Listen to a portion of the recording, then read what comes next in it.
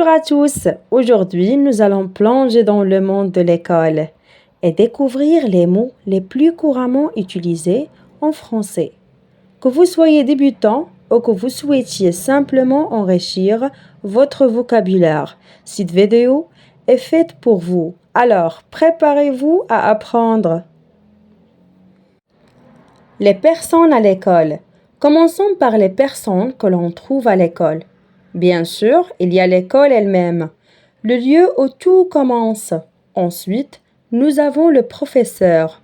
On peut également l'appeler enseignant, instituteur ou maître d'école. Et bien sûr, il y a l'élève ou l'étudiant, celui qui vient apprendre ici.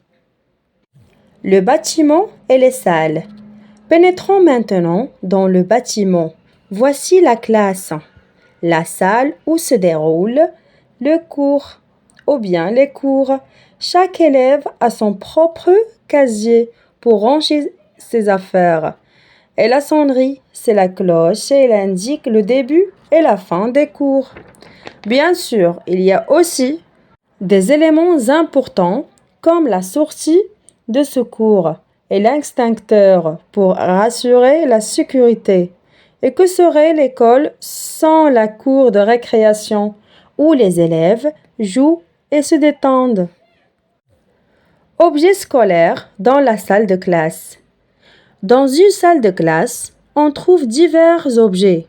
Il y a le tableau où le professeur écrit, son espace de travail et le bureau.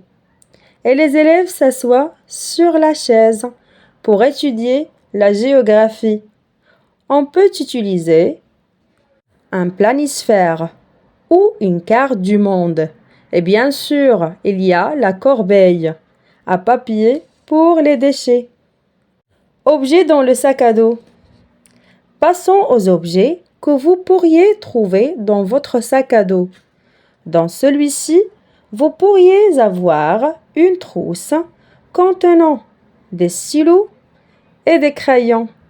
Bien sûr, il y a aussi des outils essentiels comme le livre et le cahier d'exercice.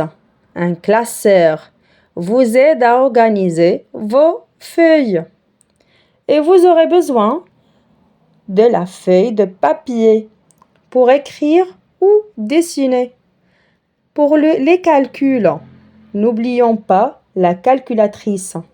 Et pour les activités interactives, l'ardoise et la craie. Fourniture dans la trousse. Plongeons maintenant dans la trousse.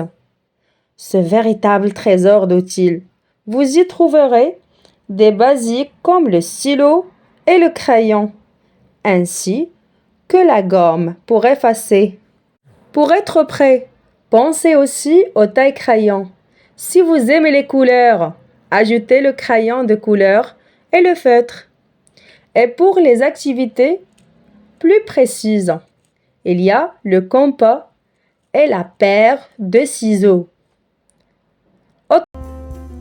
Et voilà pour notre aventure à travers le vocabulaire de l'école en français. J'espère que vous avez appris autant que moi. N'oubliez pas de liker et de vous abonner et de partager cette vidéo pour aider d'autres personnes à apprendre. Merci de nous avoir rejoints. À la prochaine!